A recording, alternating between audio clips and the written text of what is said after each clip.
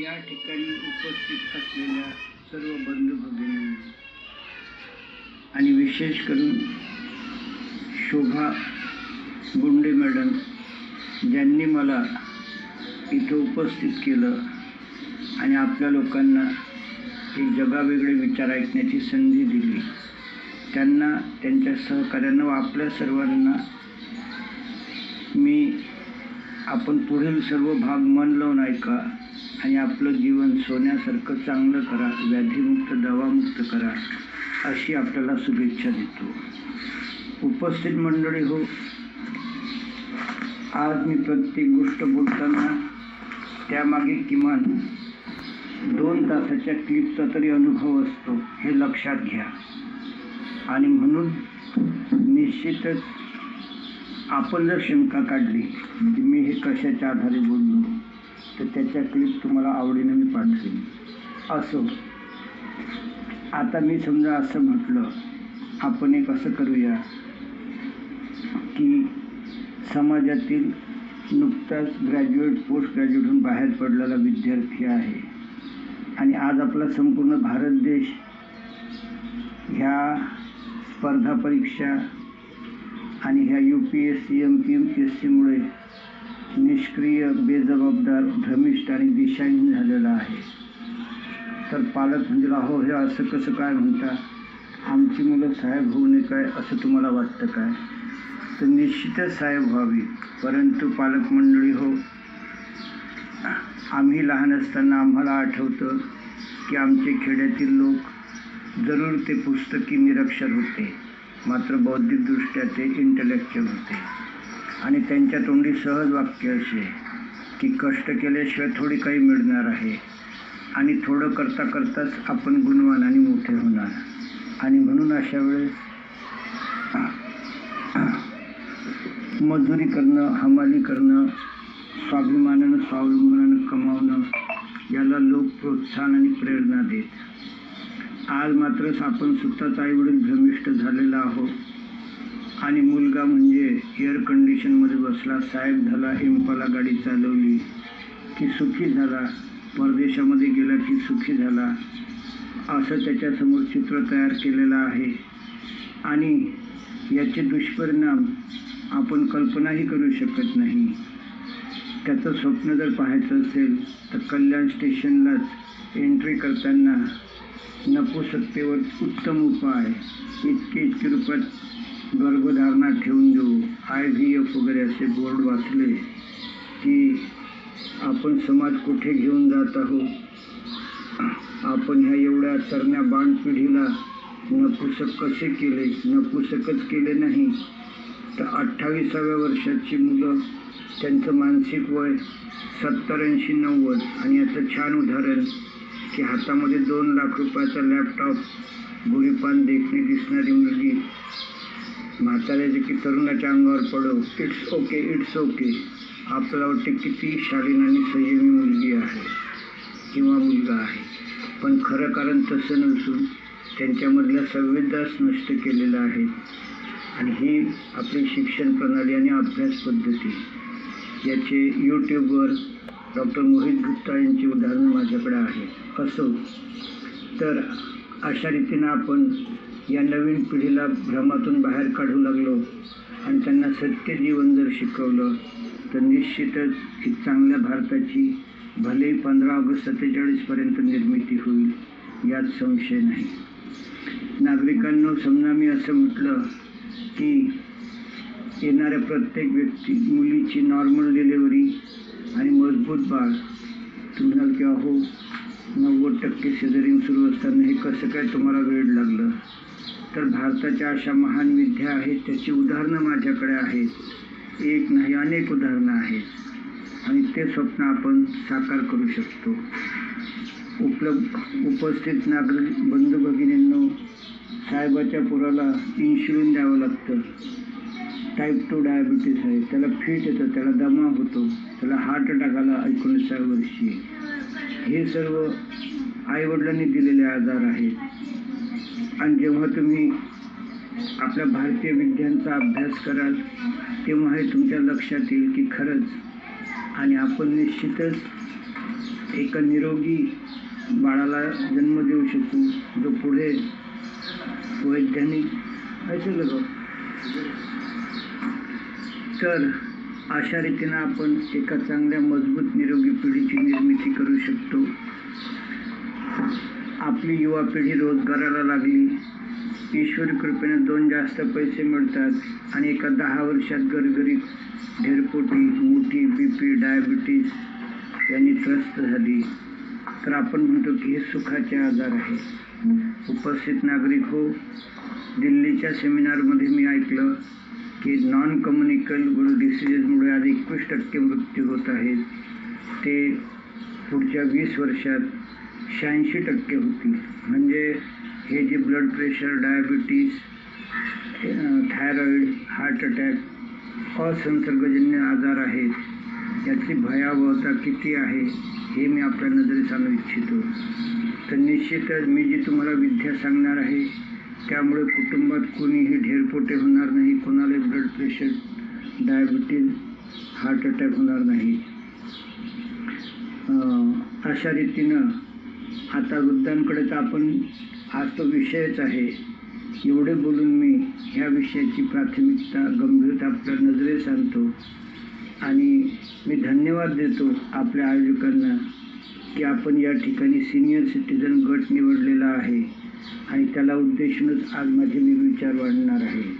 परंतु माझी आपल्याला विनंती आहे की मी कुठलंही मानधन किंवा पैसे किंवा भाडं घेत नाही. आपण कृपा करून माझं 1 दिवसाचं वर्कशॉप ठेवा.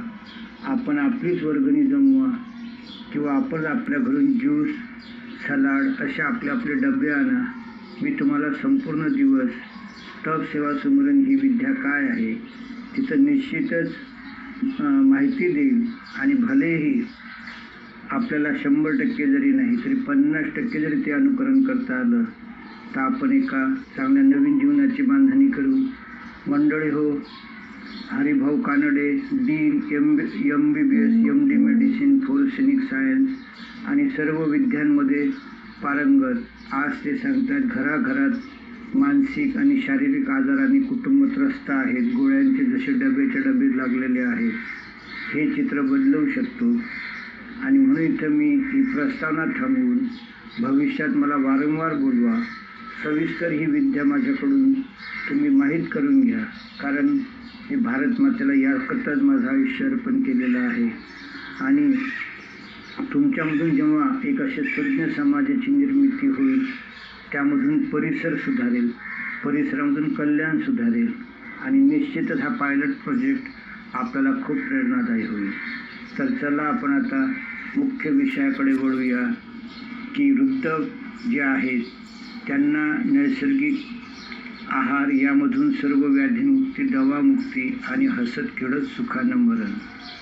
तर पाहूया पुढील विषय.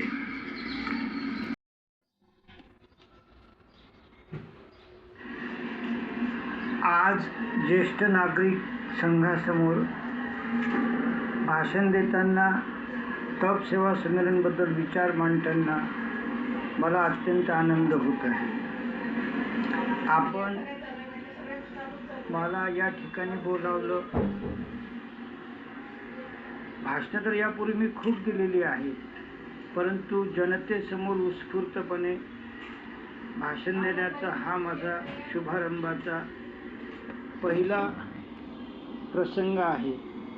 आणि म्हणून मर्यादित वेळेत तुम्हा लोकांना सोबत काही खरोखरच चांगलं घेतलं असं जर वाटलं तर तो झालेला आनंद फार मोठा असेल.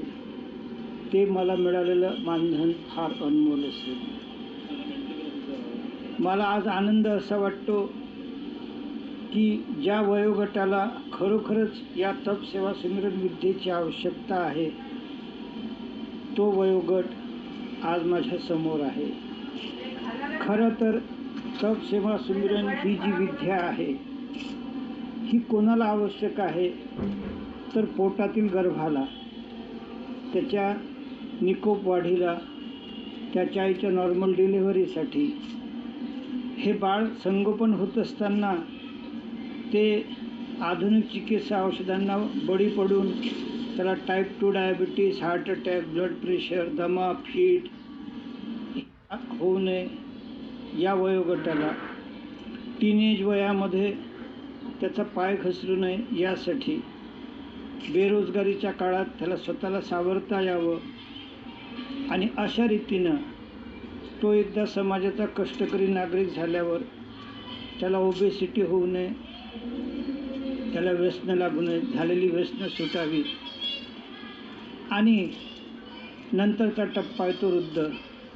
आयुष्यात काय कमावलं, काय गमावलं, यापेक्षा शरीरात काय साचलं, त्याचे काय परिणाम झाले, हा सारा लेखाजोखा आपल्यासमोर बसलेल्या लोकांमध्ये आहे.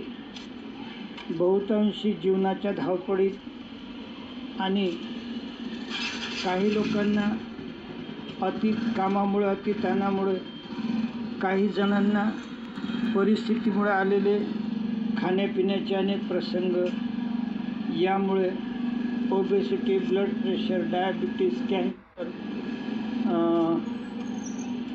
अपचन, पाठीच्या कण्यांचे विकार, किडनीचे विकार, असे सर्वच व्याधी या ना त्या कारणाने सुरू झालेले असतात आणि मेल्यावरच सुटतील असं प्रत्येकाला वाटतं. आणि मग एक संघर्ष सुरू होतो गोळ्यांचा, विम्याचा आणि साहजिकच कुटुंबात माझंही म्हणा की आपल्या सर्वांचं दुय्यम स्थान ठरल्यामुळे आपल्याला सावरण्याचं.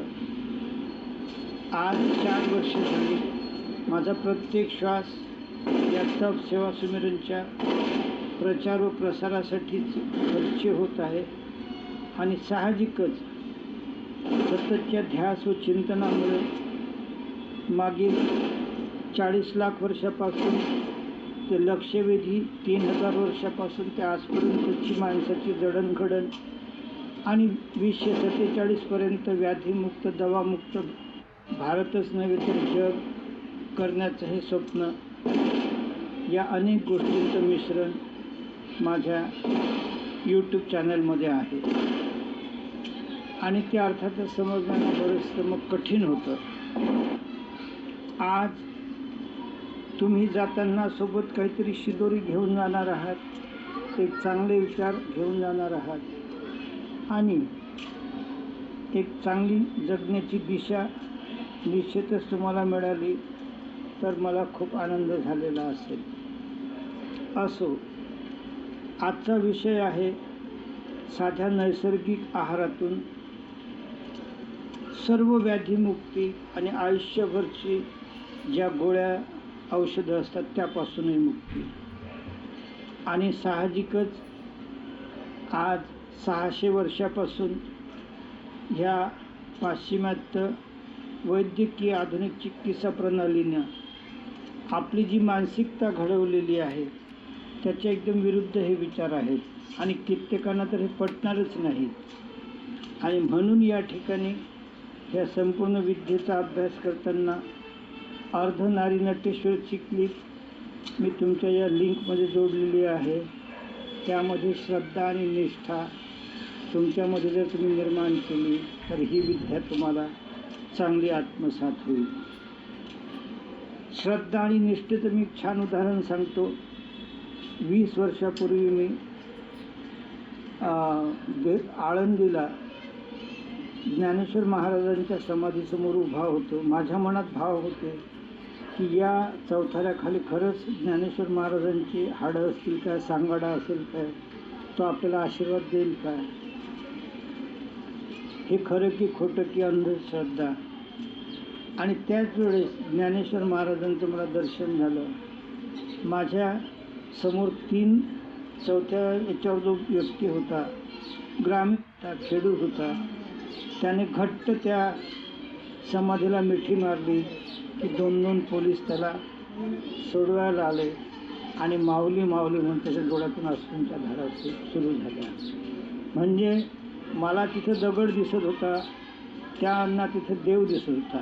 यावरून श्रद्धा आणि निष्ठा याचा तुम्हाला संबंध लक्षात येईल.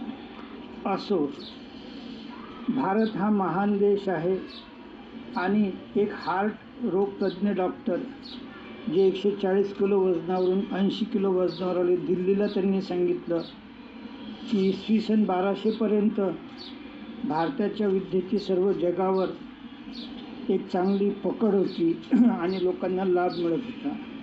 इसवी सन 1200 नंतर जगामध्ये उलटापालट झाली. पश्चिमी लोकांचे राज्य जिकडं तिकडं आलेत आणि आपल्या विद्या हळूहळू ह्या काळाच्या आत गेल्या. आज तर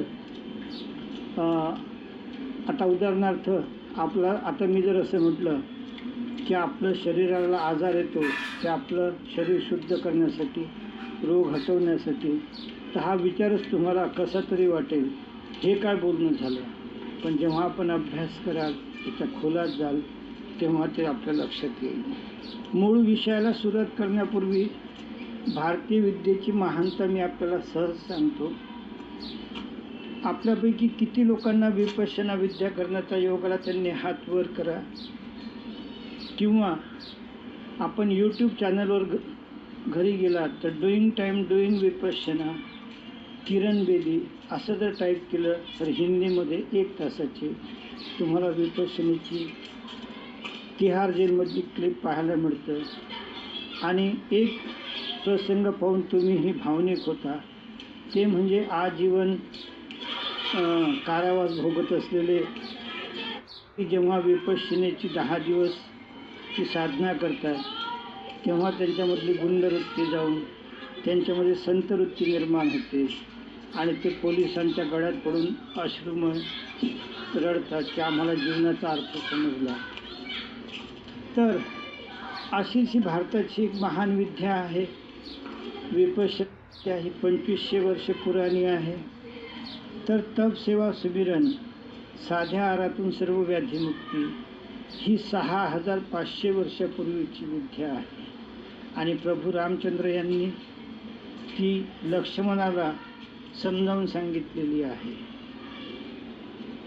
त्यानंतर 2000 वर्ष म्हणजे आजपासून अंदाजे 4500 वर्षापूर्वी शंकरजींनी ही विद्या पार्वती आईला निळकंठ पर्वतावर सांगितली. त्यांनी या विद्येने खूप वर्ष तपश्चर्या केली आणि शंकरजींना ही मानव कल्याणासाठी द्यावी अशी विनंती केली. 1574 हाथरस अयोध्या येथे अवध हिंदी भाषेत गोस्वामी तुलसीदास यांच्या आत्म्यामधून रामचरित्रमानसमध्ये ती अवतरली आणि 1188 की काही श्लोक आहेत. शेवटच्या श्लोकामध्ये गोस्वामी तुलसीदास म्हणतात की हे जन जन हो, हे रामचरित्रमानस मी लिहिलं नसून शंकरजींनी माझ्याकडून लिहून घेतलेलं आहे. अशी ही विद्या 1924पर्यंत सुप्त होती. 1924 नंतर देशप्रेमी, भारतमाता प्रेमी स्वर्गीय बद्रीनारायण त्रिपाठी, हृदयनाथ योगीजी, उत्तर प्रदेशचे क्लास 1 ऑफिसर अखिलेशजी महाराज, पुलगावच्या प्रिन्सिपल मालती मॅडम यांनी 100 वर्षापासून या विद्येवर संशोधन केलं आणि आज डॉक्टर गोपाल शास्त्री 1993 पासून जगाला ही विद्या वाटत आहेत. International association of scientific spiritualism. अर्थात एकच ट्युशन क्लास नसतो, अनेक ट्युशन क्लास आहेत. तर आपापल्या परीनं doctor B.V. Chavan, Anandima, Jagannath Dixit, Ojas diet, intermediate fasting अशा विविध मार्गांनी ती लोकांना प्राप्त होत आहे. लोक दुःखमुक्त होत आहेत, कॅन्सरमुक्त होत आहेत. आणि अलीकडेच आपण एका मोठ्या राजकीय व्यक्तीचं नवरा बायकोचं नाव यामध्ये ऐकलं होतं आणि हा विषय चर्चेला आला होता आणि ते खरं आहे. 2016मध्ये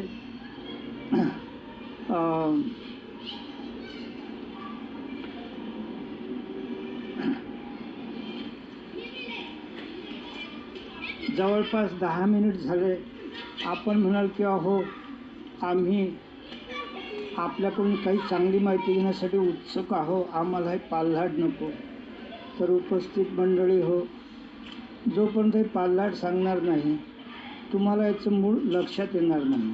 असो, तर 1924पर्यंत सुप्त असलेली ही विद्या 24पासून जागृत झाली आणि 1966मध्ये तत्कालीन राज्यपाल उत्तर प्रदेश नाथ बंधुदास यांनी त्यावेळेस हृदयनाथ योगीजी आणि अखिलेशजी महाराजजी आणि हे डॉक्टर गोपाल शास्त्री यांच्याशी बराच वेळ वाद घातला आणि 9 दिवस त्यांनी काही पेशंटवर उपवासाचे प्रयोग केले. त्यांना 9 दिवस काही लोक फक्त पाण्यावर होते, काही लोक लिंबू पाणी सहजवर होते. तर राज्यपाल महोदयांना असं आढळलं की त्यांचे वजन 1 ते 2 किलो कमी, पण त्यांचे आजार सुधारले, प्रतिकारशक्ती वाढली, त्यांची ताकद वाढली. आणि मग नाथ बंधुदास यांनी म्हणजे सर्वांचा सूचना केली, आव्हान केलं की भारतीय विद्यांचं मूल्य ओळखा आणि उगीच पाश्चिमात्य विद्यांच्या मागं आंधळेपणानं लागू नका. हे तुम्हाला तळमळून सांगण्याची एवढीच इच्छा की ज्या आपली मानसिकता 300 वर्षापासून या विद्येसाठी झालेली आहे, ती विद्या इतकी पोकळ आहे. याचे यूट्यूबवर एक डॉक्टर म्हणतात की आम्हाला एनिमा वमन हे माहीतच नाही आमच्या विद्येला, आणि आमच्याकडे 600 औषधं आहेत. आमचं काम फक्त आजार दाबणे, संडास असो, सर्दी पडसं असो, की दमा असो की ताप असो, फक्त दाबा. ते मूळ कशातून निर्माण झालं, काय झालं याचं आम्हाला काही सोयर सुटत नाही. आणि आमच्या 600 गोळ्यांपैकी फक्त आम्ही 30 औषधांवर काम करतो, ज्या सर्वांचे खूप साईड इफेक्ट आहेत, पण आम्ही ते शक्यतो पेशंटला समजू देत नाही. सांगण्याचा हेतू हाच की तुमची दृष्टी बदला, तुमचे विचार बदला, म्हणजे तुमचं जीवन बदलेल. तर आता आपण पाहू की रामचरित्रमानस आणि या विद्येचा काय संबंध.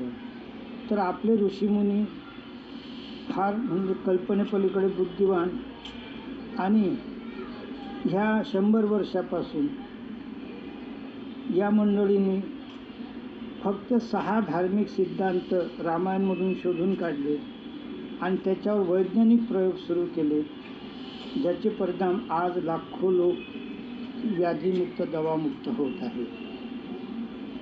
तर काय त्यांनी शोधून काढलं धार्मिक सिद्धांत. तर पहिलं म्हणजे जगातील सर्व लोकांची धडपड निरोगी कायेसाठी असतं, आणि ज्या 5 गोष्टींच्या ते मागं लागतात तिथं ती निरोगी काया नाहीच, ती त्यांच्या अंतरात्म्यात आहे. तर हे 5 जे गृहीतक आहेत ती कोणती आहेत. तर निरोगी काया राखण्यासाठी आपण भोजनमध्ये शक्ती शोधतो. ही विद्या सांगते भोजन में शक्ती नाही. आणि आपलं नरेंद्र मोदी साहेब छान उदाहरण आहे की 15-15 दिवस पाण्यावर उपवास करतात. दुसरं, औषधीमध्ये आरोग्य नाही.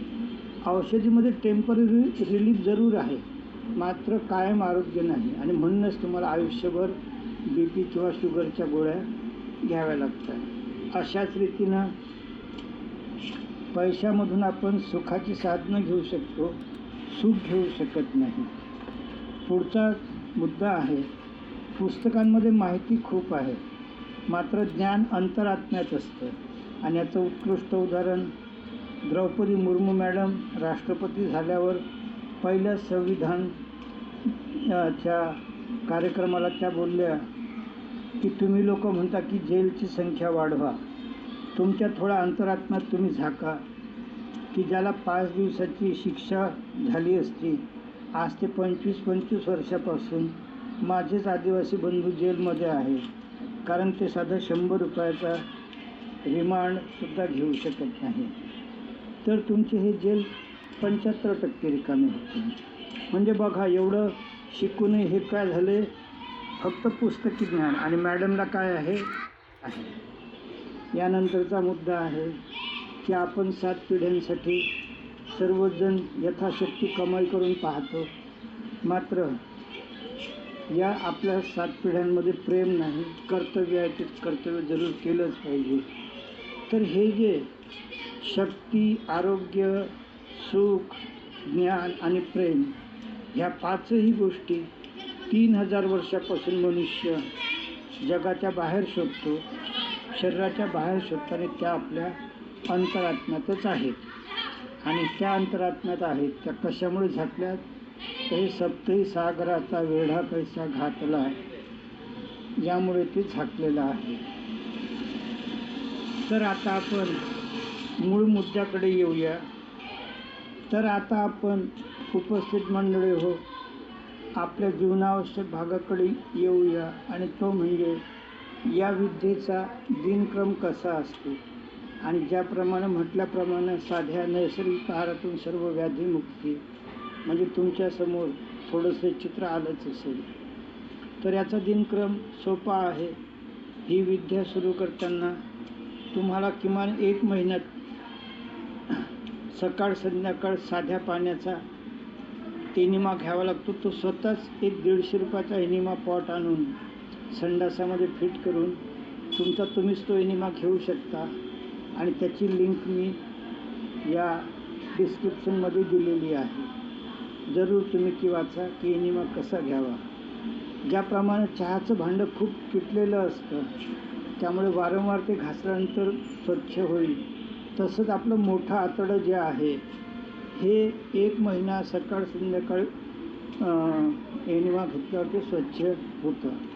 आणि माझ्याकडे जवळपास 8-7 हजार क्लिप आहेत आणि 100पेक्षा जास्त प्लेलिस्ट आहे.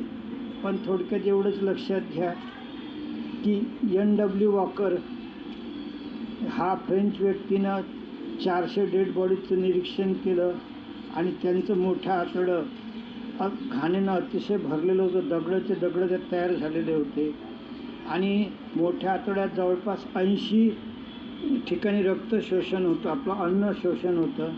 ते ब्लॉकेजेस झाल्यामुळे आपल्याला विविध आजार होतात, हेच त्यावरून सिद्ध झालेलं आहे. आणि म्हणून हा 1 महिना एनिमा घेतल्यावर ते आतडं साफ होतं. नंतर आवश्यकतेनुसार एनिमा घ्यायचा असतो. समजा आपण सकाळी 6 वाजता एनिमा घेतला, 7 वाजता आपल्याला रामदेव बाबा जसे ते जलधोती करून दाखवतात, 8-10 ग्लास पाणी पिऊन ओटी पोट दाबून ओकाऱ्या करायला जलधोती म्हणतात किंवा वमन म्हणतात. तर त्याचीसुद्धा मी क्लिप जोडलेली आहे मराठी भाषेतली. जरूर अभ्यास करावा ही विनंती. यानंतर महत्त्वाचा मुद्दा आहे तो म्हणजे आपण काय खावं, किती खावं आणि का खावं हे आपल्याला शिक्षण खात्यानं शिकवलंच नाही. कारण डॉक्टर आणि शिक्षक या दोघांची गुरु आई होती, पहिली गुरु, आणि तिने खाण्यातच शक्ती आहे ही मानसिकता केल्यामुळे सारा अनर्थ झालेला आहे. तर असो, या विद्येमध्ये जे महत्त्वाचं संशोधन आहे की तुमचं शरीर निर्मितीचं कार्य 25 वर्षानंतर पूर्ण होतं आणि म्हणून 25 ते 30 वर्षानंतर तुमचा सकाळचा नाश्ता बंद, संध्याकाळी जेवण केल्यानंतर पोटामध्ये 16 तासानंतरच पाणी जावं, ही या विद्येची शिकवण. अर्थात एकदम होणार नाही, पण हळूहळू तुम्ही रात्री आज जर लवकर जेवला 7 वाजता तर 12 तास झोपेतच जातात आणि थोडं 1-2 तास टंगळ-मंगळ करून 13-14 तास तुमचा उपवास सहज होतो आणि तुम्ही हळूहळू 1 वर्षात का होईना 16 तास उपवासावर सहज येऊ शकता. ज्याप्रमाणे आपण कार्यालय, दुकानं कुठेही गेलो की सकाळी 10-11 वाजेपर्यंत साफसफाई, स्वच्छता सुरू असतं, तसंच हा शरीरच सर्वात मोठा डॉक्टर आहे आणि तोच आपलं शरीर दुरुस्त करत राहतो. फक्त त्याची अट अशी आहे की अन्ननलिका त्याला रिकामी पाहिजे. आणि म्हणूनच हे जे उपवास वगैरे असतात हे त्यासाठीच असतात. अन्ननलिकेत काही अन्न टाकलं की ती जीवनी शक्ती पचन करायला सुरुवात होते आणि रोग दुरुस्तीचं काम ते थांबवतं.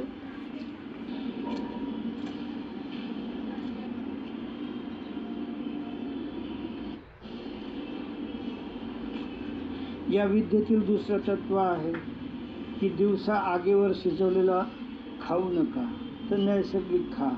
आता दुपारचे 1:30 वाजलेलं आहे.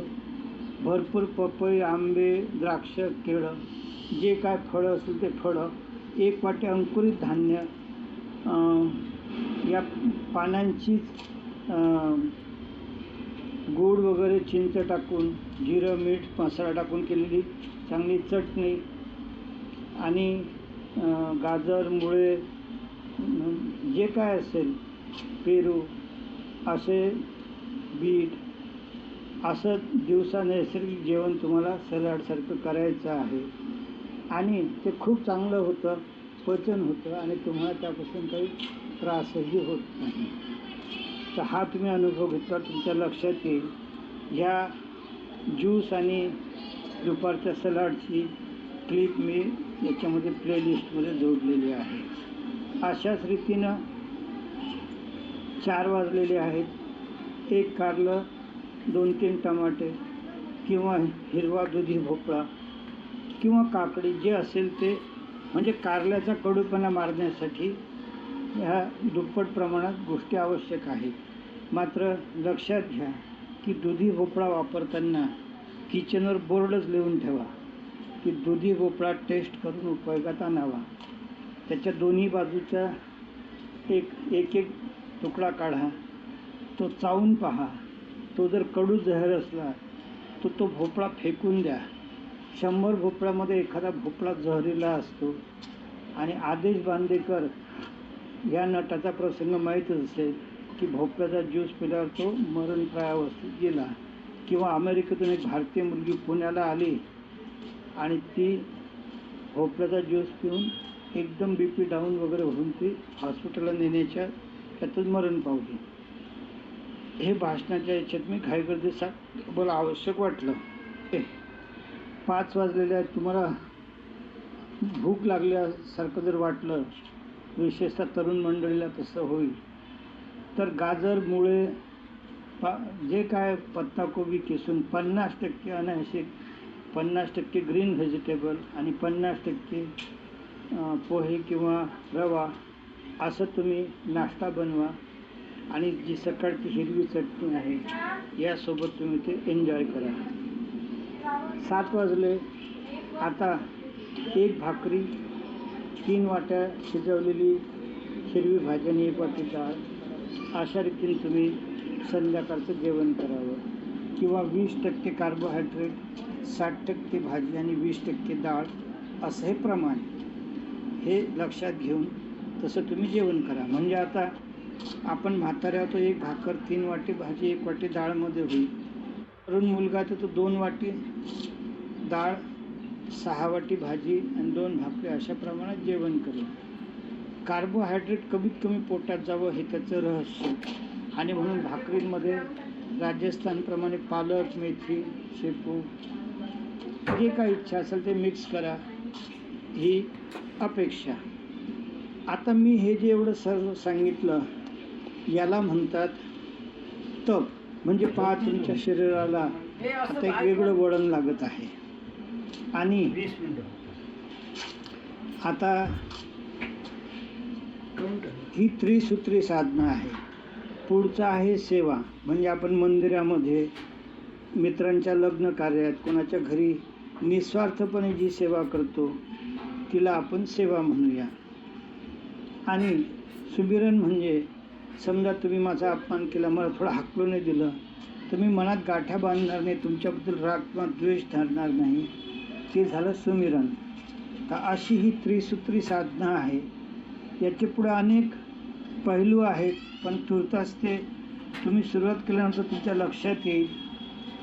आणि थोडक्यात तुम्हाला सांगून देतो की जसं एकदा तुम्हाला हे अंगवळणी पडलं, एका 3 महिन्यात तुमचं वजन 8 ते 10 किलो कमी होईल, शरीरावरचं अनावश्यक मांस निघून जाईल, तुमचे रोग हळूहळू निघून जातील आणि तुम्हाला नवकाया प्राप्त होईल. तर श्यामादेवीला पत्रकार विचारतो की तुमच्याकडे कॅन्सर, डायबिटीज, BP सर्व दुरुस्त होतात, मात्र तुम्ही वेगळं असावं तर काही देत नाही, सर्वांना ही एकच जीवन प्रणाली आहे. तर मॅडम म्हणतात की आम्ही रोगावर मुळात उपचार करतच नाही, आम्ही फक्त शरीर शुद्ध करून देतो. शरीर शुद्ध झालं म्हणजे आपोआपच रोग पळून जातात. तर हे तुम्ही अनुभव घेतल्यावर, सतत अभ्यास केल्यावर तुमच्या ते लक्षात येईल. तर अशा रीतीनं हा तप सेवा स्मृतीचा दिनक्रम आहे.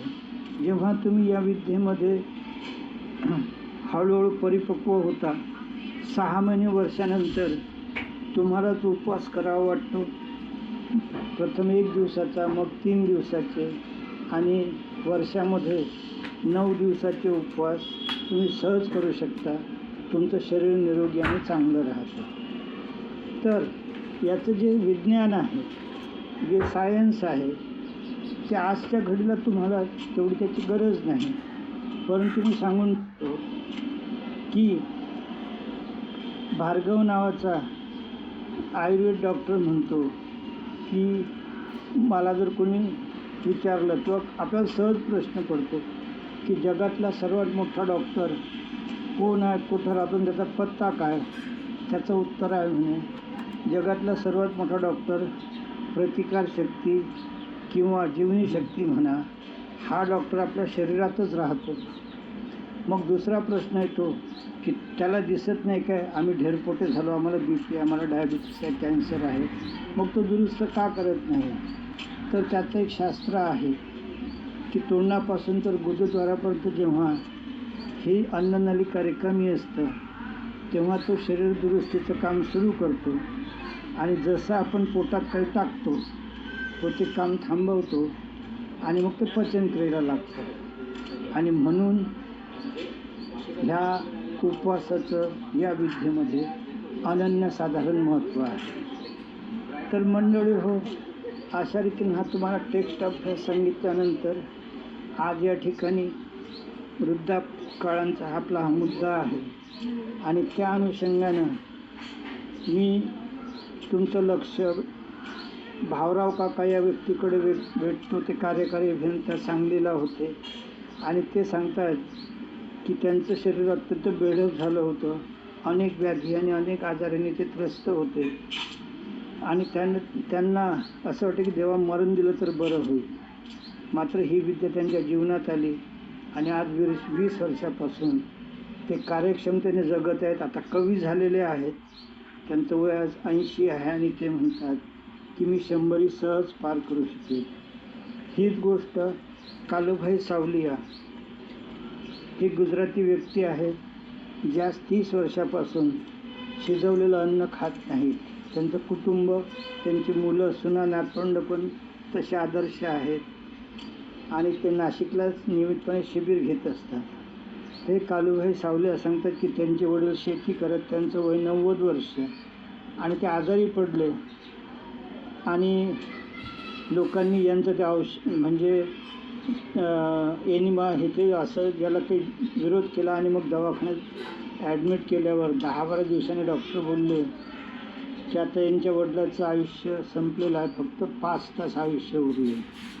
आणि मग यांनी त्यांच्या सलाईन ऑक्सिजन काढलं. डॉक्टर बोलले अरे यांना सुखाने मरू द्या. नाही म्हणे आता घरी गेल्यावर त्यांना सर्वजण पाहतील.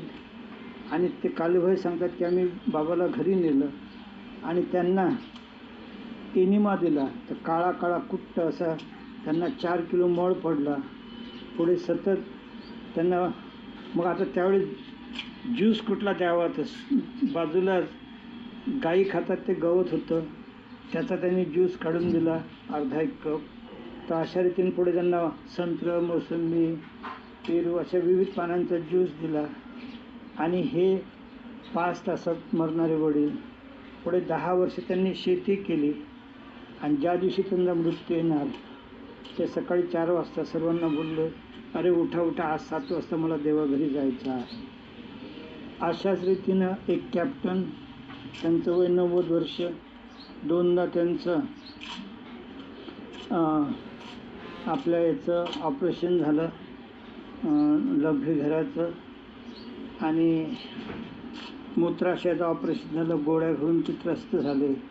त्यांच्या जीवनात ही विद्या आली आणि त्यांना आता 10 वर्ष धडधाकटपणे समाजसेवा करत जगेन हा आत्मविश्वास आला.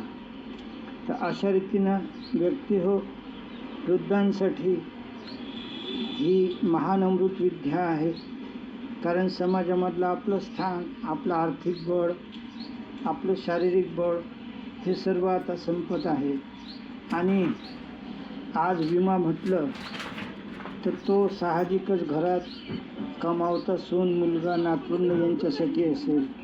आपल्यासाठी आपली काय अवस्था आहे हे न सांगणं बरं. आणि परवाच पोंडे मॅडमनी 4 चांगले पेन्शनर अधिकारी वृद्धाश्रमात दिवस काढत आहे. मुलाबाळांना ती जवळसुद्धा नको. त्यामुळे आमची सर्वांची काही फार अशी वेगळी अवस्था नाही. काही फक्त झाकलेले, काही उघडे झालेले असो. तर आता आपण जवळपास 35 मिनटं झालेली आहेत आणि या विद्येच्या काही मजेदार गोष्टी पाहूया. हे म्हणजे या नैसर्गिक आहारातून सर्व आरोग्य तर मिळालेलं आहे. मात्र आपण 3000 वर्षापासूनचा इतिहास जर पाहिला तर सुश्रुत आले, चरक आले. हिप्पोक्रेटस यांनी अंदाजे 2400 वर्षापूर्वी पहिलं आधुनिक चिकित्सा विज्ञान डेव्हलप केलं आणि त्यांनी पाहिलं की शरीरात जे जंतू झालेले आहेत त्याच्यामध्ये जंतू टाकून ते मारता येतात. त्यांनी औषधं तयार केली. मात्र 17 वर्ष ते जंतू मरण पावले. नंतर ते जंतू प्रतिकार करू लागले आणि मग हिप्पोक्रेटसने सांगितलं की मी जो शोध लावला तो चुकीचा आहे. मात्र या 17 वर्षात वैद्यकशास्त्र खूप पुढे गेलं आणि मग त्यांनी हिप्पोक्रेटसच्या मुलाला सांगितलं की तुझ्या वडिलाचं जर आता तत्त्वज्ञान मानलं तर आम्ही भिकेला लागू. आणि त्यांनी त्या हिप्पोक्रेटसला वेडं ठरवलं आणि एका बंद खोलीत तसंच मरू दिलं. तर हा हिप्पोक्रेटस यानं मात्र मरण्यापूर्वी जगाला एक संदेश दिला की जगात कुठंही जिथं जिथं कचरा निर्माण होईल तिथं तिथं देव किंवा निसर्ग त्याचा सफाई कर्मचारी पाठवतो. हे त्रिकालबाधित सत्य आहे. आणि म्हणूनच शरीरात जर कचरा जमा झाला तर रोग येणारच. आणि मग कचरा म्हणजे काय तर जे आपण अन्न खातो ते मर्यादेच्या बाहेर खाणं म्हणजेच कचरा आणि त्यामधून रोगाची उत्पत्ती होते. आणि जेव्हा आपण वारंवार हा कचरा दाबतो तेव्हा अचानकपणे एखादा मोठा हार्ट अटॅक येऊन अकाली आपलं निधन होतं. यामधून सर्व आजारांची निर्मिती होतं. आता हे आधुनिक चिकित्सा विज्ञान चक्क म्हणतं की आम्हाला एनिमा वगैरे काही माहीत नाही. आता उपस्थित मंडळी हो, आपल्याला हे तर समजलं की उपवासामुळे आणि ह्या मर्यादित खाण्यामुळे आणि ह्या क्लोरोफिलमुळे आपण निरोगी राहतो, चांगले होतो. तर जेव्हा आपण 9 दिवसाचे उपवास करतो तेव्हा आपल्याला एक दृष्टांताद्वारे हे समजावून सांगतात की समजा एखादी घरगृहिणी आहे. 9 वाजता नवरा बायको मुलं शाळेमध्ये गेलेले आहेत. ती ओटा साफ करायला घेते. पण तिला जर म्हटलं की दुपारी तुला स्वयंपाक करायची गरज नाही तर ते घर चांगलं झाडझूड करेल. दुसऱ्या दिवशी तिला म्हटलं की आज तुला किचनला पूर्ण सुट्टी आहे तर ती छोटे छोटे डबे डाबे जे आहेत हे सुद्धा साफ करायला घेईल आणि चांगले करेल. मग याचा तर दृष्टांत कुठं लागतो तर गुरुजी सांगतात की आपण जेव्हा 9 दिवसाचे उपवास करतो लिंबू पाण्यावर किंवा सहजवर तेव्हा हळूहळू आपल्या शरीरामधले ब्लॉकेजेस, गर्भाशयातल्या गाठी, मेंदूमधलं ब्लॉकेजेस, ह्या सर्व प्रकारचे जे हे आहेत हे ह्या पेशी खायला सुरुवात करतात आणि आपलं शरीर निरोगी होतं. कॅन्सरबाबत तर छान गोष्ट सांगतात की समजा कॅन्सर म्हणजे काय तर 10 भावांमध्ये एखादा भाऊ मंदबुद्धी असतो, गुंडवृत्तीचा असतो. पण ते बाकी 9 भाऊ त्याला चालवून घेतात. तसं प्रत्येकाच्या शरीरात टायफॉईड, कॅन्सर, TB हे सर्व झोपलेल्या अवस्थेत हे पडलेले असतात. मात्र काय होतं की जेव्हा हे एका विशिष्ट प्रमाणात वाढतात तर आपण अस्वस्थ होतो आणि हे अस्वस्थ झाल्यानंतर आता एक छान उदाहरण सांगतात की समजा माझ्या हातावर गाठ आहे, मी गेलो खोकला दाखवायला, पण डॉक्टर बोलला अरे हे गाठ आहे, अरे हे गाठ आहे. मग ती कॅन्सरच्या त्या बायोप्सी करून तपासायला पाठवतात आणि 15 दिवसांनी रिपोर्ट येतो, तर त्यात कॅन्सरचे सेल आहे तसं दिसतं आणि डॉक्टर म्हणतो काही नाही, ऑपरेशन केलं की संपलं. आता आपलं वाटतं की ऑपरेशन केलं म्हणजे संपलं आणि मग आपण ऑपरेशन करतो. ऑपरेशन केल्यावर आपण आता संपलं, डॉक्टर म्हणतो नाही याला रेडिएशन करावं लागेल, म्हणजे काही जंतू असेल ते मरून जातील. आणि मग आपण मात्र प्रतिकार करत नाही की तुम्ही तर बोलला की काढल्यावर संपेल, कारण आपल्याला डॉक्टरच्या विरुद्ध बोलायची तशी भारतातलं हिंमतच होत नाही. मग रेडिएशन झालं की तुम्हाला आता केमोथेरपीचं इंजेक्शन आवश्यक आहे. का तर तुमच्या शरीरात हे जंतू फिरत असतील तर पुढे कॅन्सर वाढेल आणि मग तिथं आपण मृत्यूला कारणीभूत होतो. कारण केमोथेरपीमुळे कॅन्सरचे जंतू मरतील, पण त्याचसोबत ज्या एका थेंबात जे का 11,000 वगैरे पांढऱ्या सैनिक पेशी असतात, पांढऱ्या पेशी, त्या जेमतेम बिचारा 600-700 येतात. आपली प्रतिकारशक्ती पूर्ण नष्ट होतं आणि आपण कुठल्या तरी एखाद्या रोगाच्या आजारात मग लगेच मरतो. तर हीच गोष्ट वनिता माने के मामा म्हणतात, वनिता केमो लिया वो आज तक कभी जिंदा देखा क्या? ही म्हणते नहीं मामा वो तो 6 महीने 1 साल में मर ही जाते हैं, तो तुझे जिंदा रहना है कि मरना है? तो नहीं, बच्चे के लिए जिंदा रहना है. तर अशी ही वनिता माने या तप सेवा सुमिरनने आज 10 वर्षापासून धडधाकट आहे. तिचे नंबर मी तुम्हाला लिंकमध्ये दिलेले आहे. उपस्थित मित्रांनो, अनेक उदाहरणं आहेत. भरत सोलंकी किंवा जया दिलीप काळे यांची पाठ 4-4 ठिकाणी तुटलेली, रोज 30-30 गोळ्या चालू आणि कुठलाच फरक नाही. भरत सोलंकी म्हणतात की मी महिन्यातले 20 दिवस दवाखान्यात असून मला 10,000 ते 15,000 रुपये दवाखान्याचा मिनिमम खर्च असेल आणि मी 30 पॅथी केल्या, फक्त ही तपसेवा सुमिरन केली नव्हती. तर लोक म्हणायचे, मी म्हणायचं की मुझे ये झाडपाले पर बिलकुल भरोसा नाही. पण एक मित्र त्यांच्या मागं लागले आणि ते म्हणतात की मी 5-5 वेळा एंडोस्कोपी केली आणि जेव्हा मी ही साधना केली 4थ्या दिवसपासून माझी ॲसिडिटी केली आणि 1 महिन्यात मी सर्व गोळ्या फेकून दिल्या. त्यांना पत्रकार म्हणतो की तुमचा स्पायनल कॉर्ड कसा दुरुस्त झाला? तर ते म्हणतात की विद्याची एवढी महान आहे की शरीर एवढं शुद्ध होतं की आपण आपोआप चांगले होतो. तर अशाच रीतीनं जया दिलीप काळे म्हणतात की मी 20 वर्ष मांडी मारून बसू शकत नव्हते आणि 2016मध्ये मला डॉक्टरनी सांगितलं की बेटी तुझ्या वाट्या बदल, नाही तर 6 महिन्यांनी तू अपंग होशील. आज कुठं गेलं ते माझं अपंगत्व, आज उलट मी चांगली बसू शकते. ही अमृत विद्या आहे, सर्वांनी हिचा लाभ घ्यावा. तर ह्याच्या सांगाव्यात इतकं कौतुक आणि चमत्कार कमी. वनिता मानेला तर मी या तपसेवा सुमिरनची डिक्शनरी म्हणतो, कारण त्या 85 किलोच्या 30 किलो झाल्यात. त्या मरण्यासाठी खामगावला मोठ्या बहिणीकडे पाठवलं आणि त्यांना किती आजार, तर 16 दात पाडून त्यांचं कवळी बसवायची होती, दोन्ही डोळ्यात मोतीबिंदू, 75% कान आंधळे झालेले, 2 हार्टचे वॉल लूज, जीवघेणी ॲसिडिटी, पाठीचा खुपा तुटलेला आणि रोज त्या 30 ते 40 गोळ्या घ्यायच्या. आणि असं हे मडच्या मड जेव्हा खामगावला आणलं तर लता थानवी नावाची शेजारची मारवाडी स्त्री, तिला माहीत पडलं की कोणीतरी शेजारी रुग्ण स्त्री आलेली आहे. त्या रोज 1 ग्लास हिरवा ज्यूस पाठवत आणि प्रेमाने पाठवून ह्या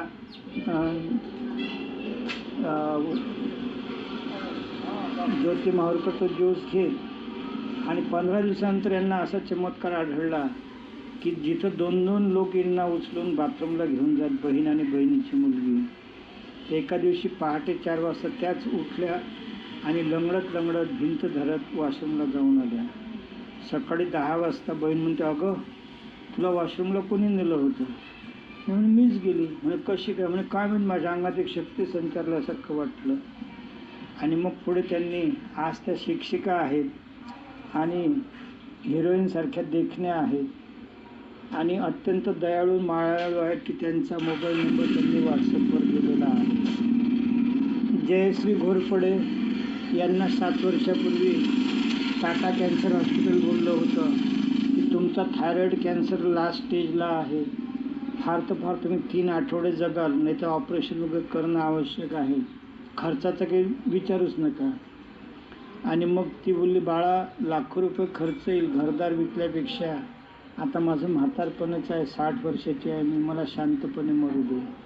कुठंतरी पुण्य असेल हे त्यांनी एक शिबिर केलं आणि आज त्या धडधाकटपणे जीवन जगत आहेत. याच्या गोष्टी सांगाव्या तेवढ्याच कमी. चमत्कारांची ही विद्या आहे आणि म्हणून माझी आपल्याला कळकळीची विनंती आहे की तुम्हाला जेही काही शंका असेल, प्रश्नोत्तरं असतील ते तुम्ही मला विचारा. कारण त्याशिवाय आणि निव्वळ आपल्याला जी मानसिकता झालेली आहे की अहो आम्हाला काहीतरी गोळ्या लिहून द्या, औषध लिहून द्या, तर ती मानसिकता बदला.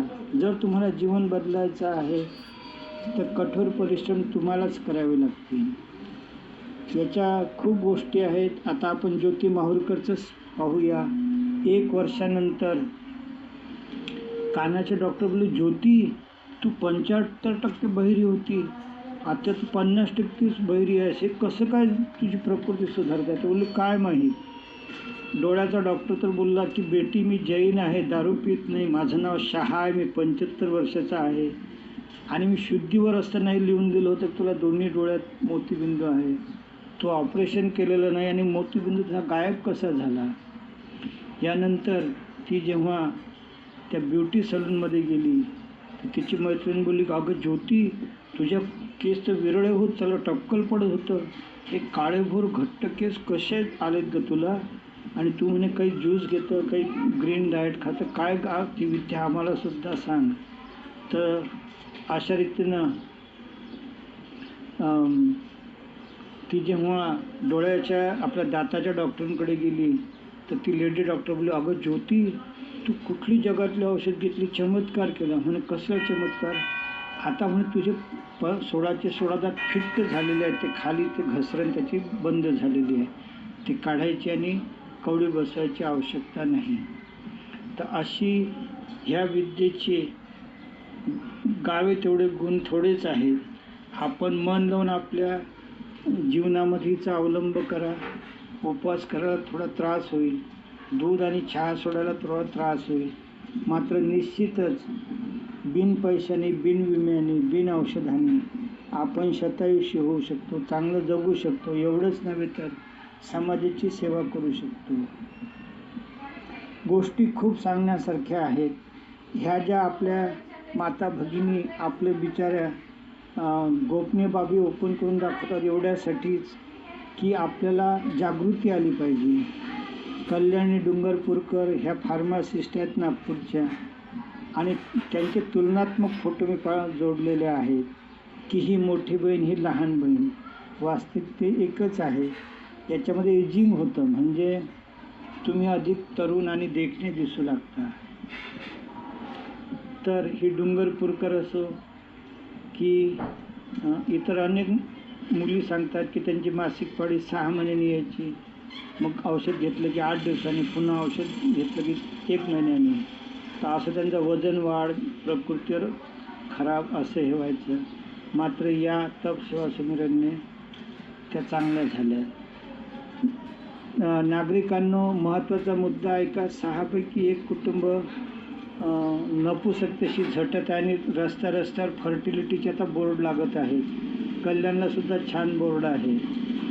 तर जेव्हा आपण अंकुरित मूग ग्रीन ज्यूस आपल्या जेवणात देतो तेव्हा मजबूत बाळ आणि नॉर्मल डिलिव्हरी हे याचं वैशिष्ट्य आहे.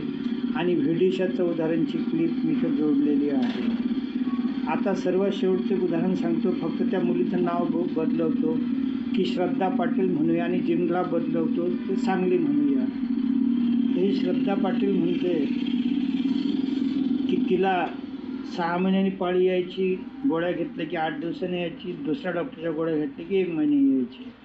आणि म्हणे माझी मानसिक स्थिती इतकी खराब झाली होती की हिरवी साडी घालू की लाल ही मला सुचेना. मी सायन्स विषय घेतला, पहिल्या वर्षात नापास झाली आणि मला इलेक्ट्रिकचे शॉक देणं सुरू झाले. आणि अशा अवस्थेत माझं काहीतरी पुण्य असेल, ही विद्या माझ्या जीवनात आली. मी 2 महिन्यातच रिकवर व्हायला सुरुवात झाली. पुढच्या वर्षी मी कॉमर्स विषय घेतला आणि कॉलेजमधून फर्स्ट आली. माझी मासिक पाळी नियमित सुरू झालेली आहे. मला आता कुठलीच व्याधी नाही. मी नियमितपणे ध्यान करते, व्यायाम करते आणि हे फॉलो करते.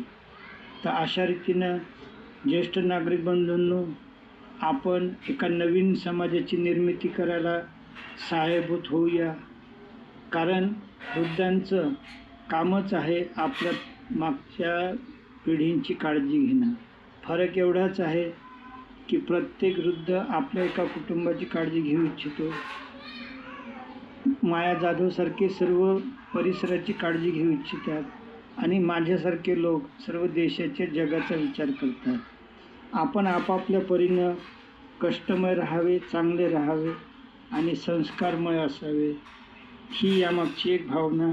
त्यामुळे कोणीही छोटा नाही, मोठा नाही. आपण सर्वांनी संघटितपणे होऊन या आपल्या आरोग्याचं रक्षण करूया, आपल्या देशाचं रक्षण करूया. आणि कौतुक म्हणजे नेचरोपॅथीने उद्दिष्ट ठेवलं की 15 ऑगस्ट 2047 बलशाली भारत.